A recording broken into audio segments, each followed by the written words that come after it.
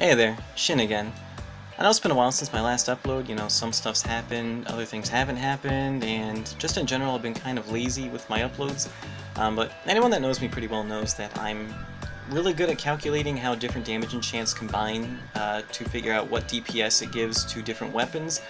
And yeah, a lot of that does include me plugging numbers into a calculator, but it's not as cut and dry as it seems because I do need to know the formula for how to plug those numbers in. You know, some damage buffs are modifiers, they're not multipliers, so they don't affect each other, they're separate.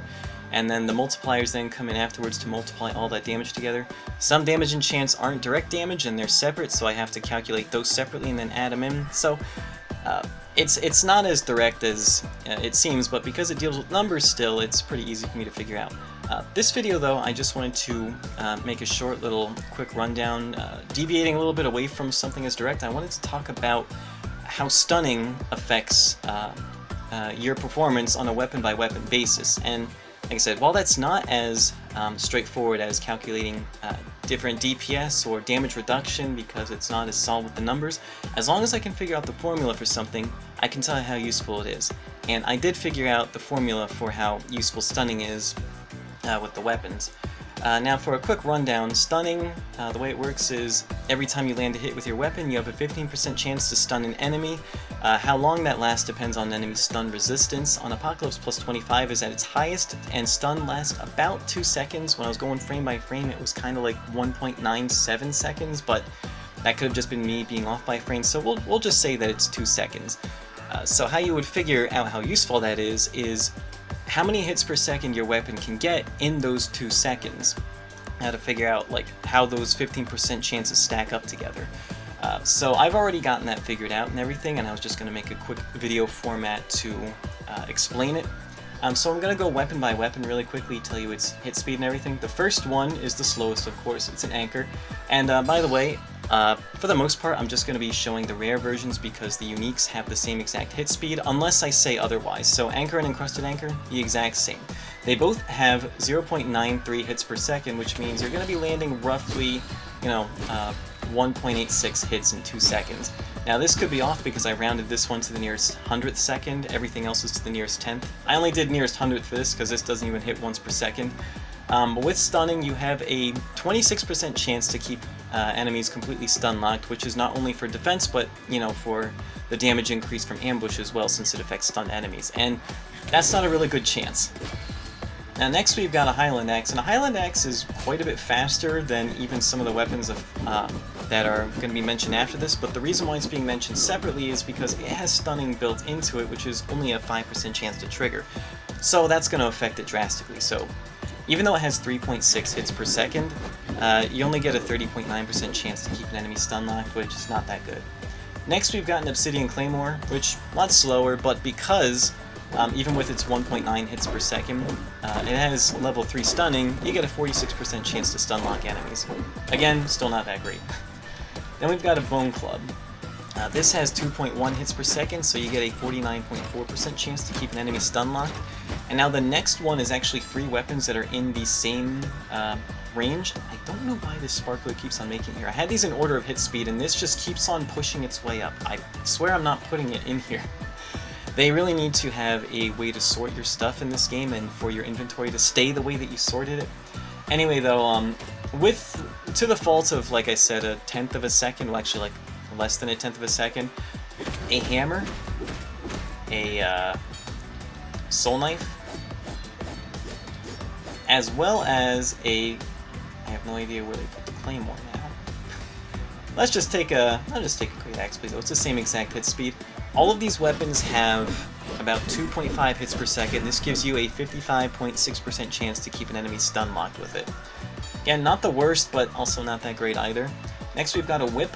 Whips have 2.8 hits per second, so you get 59.6% chance to keep an enemy stun locked, which not that great, but the reach of the weapon makes it really nice because you can hold mobs away to give more chances or more time to stun, but I'd still rather just run gravity to hold mobs off.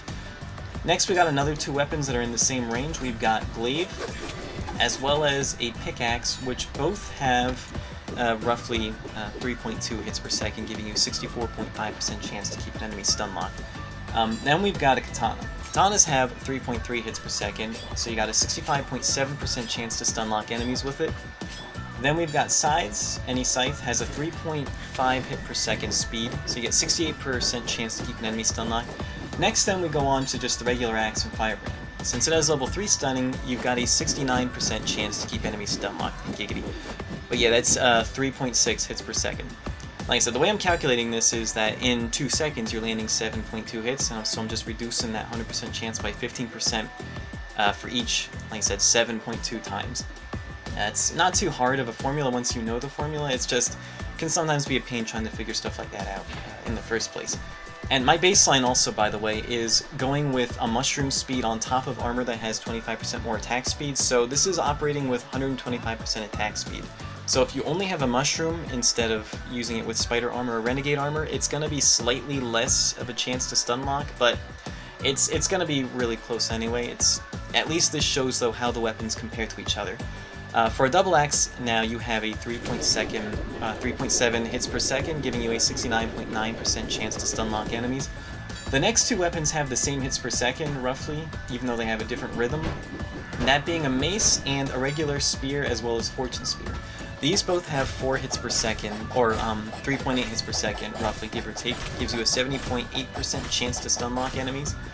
Next we've got Whispering Spear. Now this has, it's the same as a spear, but it has level 1 echoing built in, so this takes it from 3.8 hits per second to a whopping 4 hits per second. It's not that much more, actually. But also that's shared with a mechanized and broken saw blade as well. Even though these actually have a true hit rate of about like 8 per second, give or take, if you include like the overheat time and you know, let it go to give it a break. They would have 8 hits per second, but as you see with Gravity and also my other testing with other on-hit enchants, they can only trigger at most every other hit. So Gravity, even though this hits 24 times per cycle, it's only going to hit 12 times with Gravity.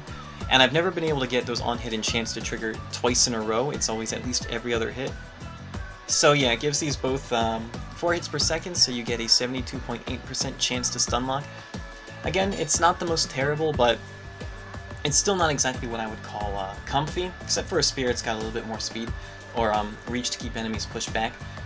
Next we've got a Growing Staff, which includes Battle Staff of Terror, not a Battle Staff. They actually have different attack speeds. So Growing Staff and Battle Staff of Terror have 4.3 hits per second, so you get 75.2% chance to stunlock enemies. And this is where it's crossing the threshold of what I consider to be acceptable for going for a stunlock strategy. Like 75% chance. Before I'd done all these calculations, I had a list of weapons that I considered to be okay for running Stunlock, and everything was above 75% chance. My cutoff was actually a normal Battle Staff, because I wanted a little bit more chance, but Growing Staff and Battle Staff of Terror both fine. But yeah, Battle Staff, instead of 4.3 hits per second, it's got 4.6, so you get 7.5% chance to Stunlock enemies. Next we've got Sword in its entire line, as well as Void Touched Blades and Beginning and the End. Both of these have 5 hits per second, you know, give or take a couple hundredths of a hit a second. So you're going to be getting 80.3% chance to stunlock enemies. Next we've got Cutlass, including Nameless Blade as well. These have 5.5 hits per second, giving you an 83.3% chance to stunlock mobs. After that we've got Dancer's Sword and Sparkler. Now, these are the same weapon, it's just that they have built-in level 1 rampaging, which gives you a 50% speed increase when it triggers, and it lasts for a decent amount of time, but the speed increase is additive, it doesn't multiply your total speed. So if you're already running 125% more attack speed, it's actually going to be more like maybe 22% more speed. But because it only has a chance to trigger, and also because when it's active it does stay active for at least a few seconds, I just figured it was easier to say it's on average 5% more speed. So because of that, both Dancer's Sword, Sparkler, and Backstabber I would say have, well, Backstabber definitely has 5.8 hits per second. The other two, like I said, it's an average, like roughly, but it gives them 84.8% chance to stunlock enemies. Swift Striker now, just like Whispering Spear, has level 1 Echo built in, and this makes it go from 5.8 hits per second, like a Backstabber, to just 5.9. So it's not a big increase, but 85.3% chance to stunlock enemies is not too bad. actually really good. It's especially because it has ambush built in. You can use that for a little bit of a damage increase on top of the Stunlock strategy. Next we've got Tempest Knife, as well as its uniques. This has 6.3 hits per second, so you get a pretty good 87.1% chance to Stunlock enemies. The downside is that they have short reach and high knockback, so even with gravity, you're not going to be consistently hitting mobs as much because they're going to be getting knocked out of reach. So I don't personally recommend using it on them, but it's an option if you want to. Coral Blade, though, is a good example of what a Tempest Knife could do with Stunlock if it didn't have this knockback, because Coral Blade only has 6.4 hits per second, so it's only 1/10 of a hit per second faster, and you get 87.5% chance to Stunlock enemies with it. And when stunning triggers, and you can see, it's going to keep on triggering stunning, you're not going to have much of a chance of seeing this swirling icon go away from the top of his head for any amount of time. So this is what I mean by consistent Stunlock. There's not even a 13% chance of mobs breaking out of this, so really low chance you're going to see that go away or have the stunning icon on the left there disappear. Next then we've got Sickles, Last Laugh, and Nightmare's Bite. These have 7.1 hits per second, so you have a 91% chance to keep enemies Stunlocked, and I don't think this one's running stunning. This is a damage one. Don't remember why I have Void Strike on this. I think it was because it was a decent enough increase, or it could have just been a mistake of mine. I think actually it did come out to more than 40% because of factoring in with crit. I'll have to check through that though and see if that was true or if I just put that on as a mistake when I was quote-unquote smithing my items. Next then we've got Gauntlets and Soul Fists. These have 8.4 hits per second, so you have a 93.5% chance to keep enemies Stunlocked. This is taking into account the little bit of a pause after the combo, but you see, like, those first 4 punches are more than enough to keep enemies Stunlocked. After that, then, we've got Maulers. Now, I guess I don't really need to show these because they're the exact same speed and combo as Gauntlets, it's just that they also have level 1 rampaging built in, so whenever you kill a mob, you have a chance to get an attack speed boost. But otherwise, at base, they do have the same 8.4 hits per second and 93.5% chance to Stunlock. But if you got Rampaging factored in when you're killing enemies, it's got 8.8 hits per second and a 94.3% chance to Stunlock enemies. Next then we've got Daggers, including all of its uniques. These have 9.3 hits per second, giving it a 95.1% chance to Stunlock. These don't actually have stunning on them, so it doesn't matter if I hit anything or not. But yeah, the hit speed of this, very reliable, it's just that they have really short reach for stunning lots of mobs at a time. It also doesn't use gravity as well as other weapons can either. Speaking of gravity and long reach and fast hits, Rapier, and including Beast Stinger and Freezing Foil, has 11.6 hits per second. Now, normally a Freezing Foil is slightly slower than the other two, but because certain weapons have like soft speed caps with like attack speed increases, they all have the same hits per second when you're running 125% more attack speed. And that gives them a whopping 97.7% chance to keep enemies Stunlocked. So the chances of them breaking out of this is 2.3%, so you're very unlikely to see it disappear. The only chance that they really have is that little brief pause after the combo ends, which you can kind of see now and then, but because this weapon has such high reach, you have enemies pushed back constantly, so even if they do break out, they need to close the distance to get close enough to hit you before they get Stunlocked again. So that's why when I was doing that 75% decreased health daily trial with my Beast Stinger, I didn't get hit once, because Stunlock is OP with that weapon. And then finally, you probably saw this coming, the king of pretty much anything, whether it's DPS, whether it's defense with pushback, whether it's running like indirect enchants, running utility, stuff like that, is Fighter's Bindings.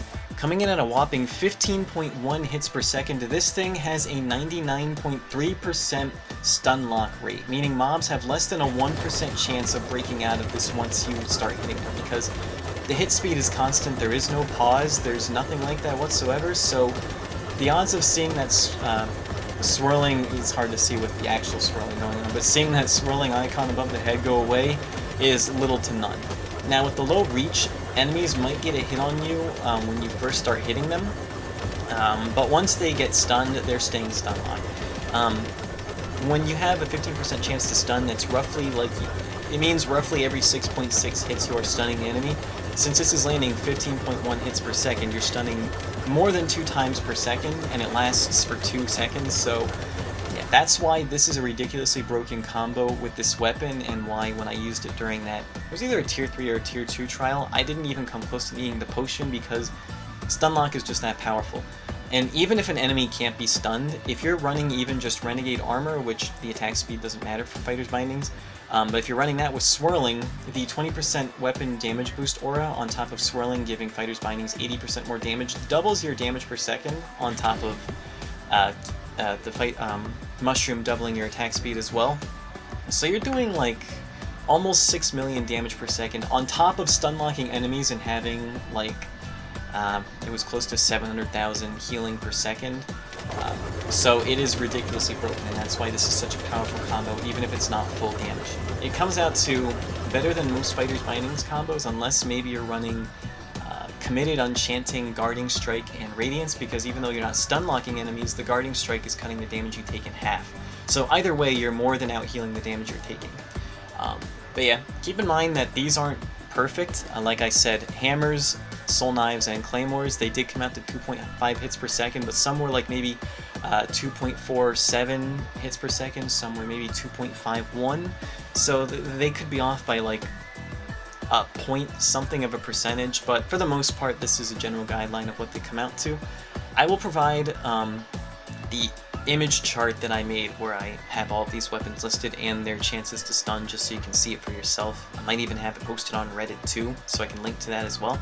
But yeah, I just wanted to try something a little bit different than just calculating like how damage works, because I really like stunning and I really wanted to see how, just exactly in a number format, like just how all the weapons compare to each other with stunning, and how exactly likely each weapon is to keep an enemy stun locked, like just how comfortable it is. Anyway, until the next video, I'll see ya.